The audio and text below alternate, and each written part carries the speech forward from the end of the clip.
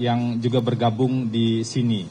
Yang belum bisa bergabung hari ini adalah Pak Dr. Magdir Ismail, SH-LLM, dan juga ada Dr. Alfon Kurnia Palma, SH-MH. Mungkin dalam kesempatan berikutnya bisa interaksi lebih jauh.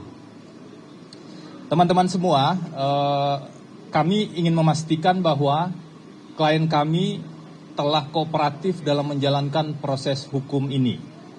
Hal itu dibuktikan dengan kehadiran klien kami pada 2 kali pemeriksaan di Kejaksaan Agung RI, yaitu pada tanggal 17 Juli 2026 dan 24 Juli 2026. Kami juga mengharapkan proses hukum ini dijalankan secara benar, sesuai dengan Kitab Undang-Undang Hukum Acara Pidana dan Peraturan Administrasi Penanganan Perkara yang berlaku. Jadi ini harapan kita semua, karena penegakan hukum itu tidak mungkin bisa dilakukan dengan cara-cara yang melanggar hukum. Makanya proses hukum yang benar menjadi isu penting yang kami harapkan bisa terjadi dalam konteks perkara ini dan juga perkara-perkara lain tentunya. Berikutnya saya ingin persilahkan lebih lanjut Pak Firman Wijaya untuk menyampaikan poin-poin berikutnya. Sampai 8. Oke, 6 sampai 8. Baik, terima kasih. Assalamualaikum warahmatullahi wabarakatuh. Salam sejahtera buat kita semua. Para jurnalis, rekan-rekan jurnalis, media, cetak, elektronik yang sangat saya hormati. Karena bagaimanapun jurnalis adalah mitra dari para advokat. Ya, kita sama-sama memperjuangkan kebenaran dan keadilan. Sejak proses pemeriksaan saat ini, dengan terbentuknya tim advokasi yang terus berjalan, memang sudah dilakukan upaya-upaya, baik itu analisa hukum secara intens dan prudensial. Hati-hati. Kehati-hatian ini penting karena memang dibutuhkan dalam menentukan langkah hukum lanjutan. Nah, kemudian juga kita berharap ini bukan seperti speedy proses, ya, prosesnya mau cepat dan terburu-buru, ya, apalagi proses ini menimbulkan legal gap dan gegabah yang tentu berdampak serius bagi penegakan hukum. Karena itu penegakan hukum yang dilakukan secara terburu-buru menurut hemat kami, dalam amatan kami selama ini, termasuk fakta-fakta yang teramati selama ini, ketidakhati-hatian dalam proses penegakan hukum ini akan berdampak merugikan para justiciable, para pencari keadilan yang tidak hanya beliau, mungkin saja siapapun yang memperjuangkan keadilannya berkaitan dengan proses semacam ini. Karena itu menjadikan indikasi penegakan hukum yang dilakukan adalah semacam penegakan hukum yang dipaksakan.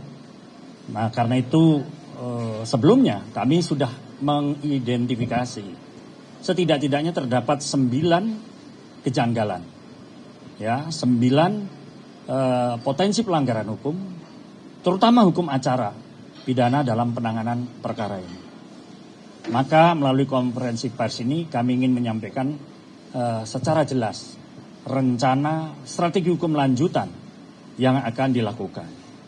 Karena tadi kami sampaikan pers adalah mitra advokat, maka setiap ruang-ruang perjuangan keadilan juga menjadi tanggung jawab dan perhatian kita bersama. Kemudian juga pihak klien sebenarnya sudah memutuskan akan menggunakan haknya untuk mengajukan langkah hukum. Karena tentu sama-sama tahu pasti apa langkah hukum itu, tidak lain dan tidak bukan ini bagian dari pengujian dalam lingkup pre-trial, ya, yang dinamakan sebagai pra-peradilan. Karena tahapan ada pre-trial, ada in-trial nanti, kemudian ada post-trial. Nah, karena itu terhadap upaya paksa yang dilakukan terhadap klien kami, tentu dalam identifikasi kami ingin menguji, ya, validity atau keabsahan, termasuk autentikasinya, bahkan pelaksana proses hukum apakah memang sudah clear and clean, sudah sesuai dengan prinsip hukum acara pidana, ya, yang semangatnya beyond reasonable doubt. Tidak boleh ada keraguan sedikit pun terhadap proses hukum yang berjalan sekarang ini. Yang ke-8 ya.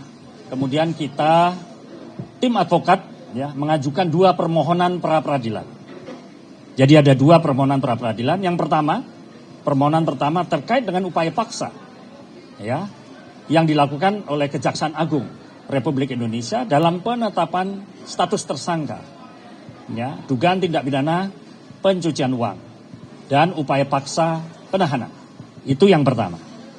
Kemudian permohonan yang kedua terkait dengan upaya paksa status penetapan tersangka ya dalam dugaan tindak pidana korupsi dan pencucian uang ya serta penggeledahan dan penyitaan sebagai upaya paksa yang dilakukan oleh rekan dari kepolisian Polda Metro Jaya dalam hal ini atau Kortas Tindak Pidana Tipikor.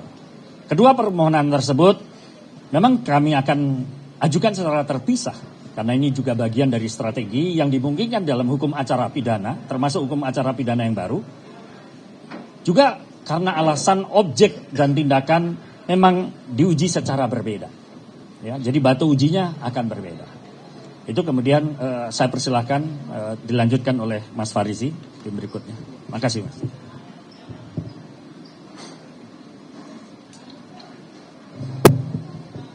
Terima kasih rekan-rekan wartawan semua. Terima kasih sekali atas kehadiran rekan-rekan semua di sini. Pada kesempatan ini memang kami akan menjelaskan upaya-upaya yang akan dilakukan oleh kami selaku tim kuasa hukum dari Bapak Febri Adriansyah. Di antaranya seperti dijelaskan tadi senior kita Bang Firman dan Pak Febri. Saya akan sedikit menjelaskan kenapa ada 2 permohonan. Ada 2 permohonan rencananya ya, ini direncanakan ada 2 permohonan untuk pra peradilan upaya hukum kita. Itu karena terkait ada 2, kita balik lagi kepada teorinya. Sekarang berdasarkan KUHP yang baru, ini yang bisa diajukan permohonan pra peradilan adalah atas upaya paksa. Yang kami telah analisa secara bersama selama beberapa hari ini. Upaya paksa apa saja yang merupakan suatu yang kami anggap dan kami menilainya sebagai bagian dari ada penyimpangan-penyimpangan. Sehingga kami kelompokkan kedua permohonan, yaitu upaya paksa yang dilakukan Kejaksaan Agung itu dalam penetapan dan penahanan. Penetapan tersangka dalam perkara tindak pidana pencucian uang dan penahanan. Di sana kita melihat nuansa yang sangat besar adanya pelanggaran pasal 100 ayat 5 dari KUHP untuk upaya paksa penahanan. Dan upaya paksa penetapan tersangkanya kita melihat ada kaitan-kaitan dengan predicate crime-nya, persoalannya di sana. Oke, itu secara garis besar. Kemudian nanti juga ada yang kedua. Yang kedua itu adalah upaya paksa penggeledahan, penyitaan, dan penetapan tersangka di dalam perkara yang di sini yang sudah penetapan tersangka adalah terkait dengan penanganan perkara Asabri. Hal ini mungkin agak sedikit unik karena di sini mungkin akan jadi banyak permasalahannya. Kurang lebih seperti itu kurang lebih ini ya. Menurut kali itu ya. Ya. Ada lagi yang mau ditambahkan?